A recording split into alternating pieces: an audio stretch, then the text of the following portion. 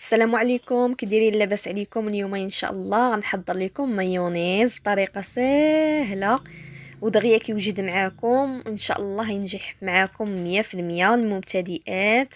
بلا ما تبداي تضيفي الزيت بشوي بشوي، ضيفي الخليط كامل في دقه وغيوجد معاكم بهذه الطريقه زوين وغزال، الطريقه اللي كنستعمل انايا.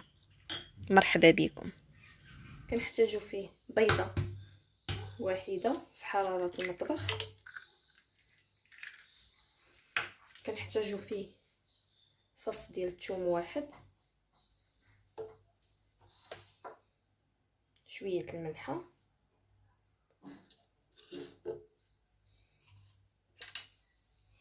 الخل، معلقه تاع الخل،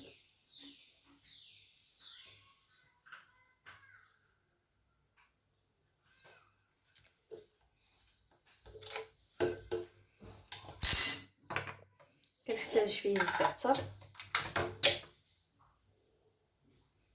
كيعطي واحد النسمه زوينه، وراس معلقه تاع البزار. دابا عندي نص كاس زيد عليه واحد شويه ديال الزيت، هانتوما تشوفوا معايا بقياس ديال العنبه. انا راه فوت على نص كاس، ضروري تزيدوا واحد شويه على نص كاس.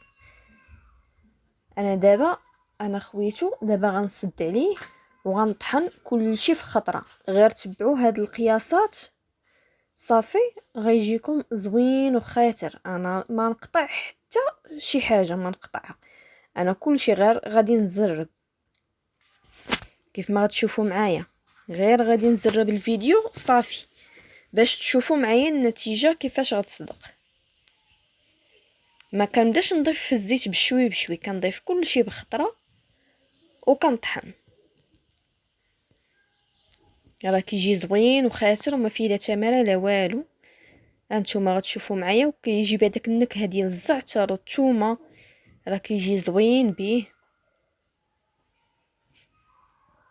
صافي ها هو دابا غنكملو، راه دغيا كيوجد معاكم. وما تنساوناش دعمونا بشي لايك وبشي تعليق زوين، ومرحبا بكم في قناتكم. ها هو دابا وجد معانا، شوفوا كيفاش جا زوين وعاقد، وكل شي كاع المبتدئات ان شاء الله غينجح معاهم. النتيجه راني مقطعت معكم حتى حاجه، غير في الاول ملي كنت كنطحن راني زربت شويه الفيديو ودغيا كيوجد. هانتوما كيف ما كتشوفوا النتيجه معايا دغيا وجاد بسهوله وكيجي زوين وبخاتر، ونفس النتيجه اللي كتبقاي ديري في الزيت بشوي بشوي، هذا راه دغيا كيوجد معاكم.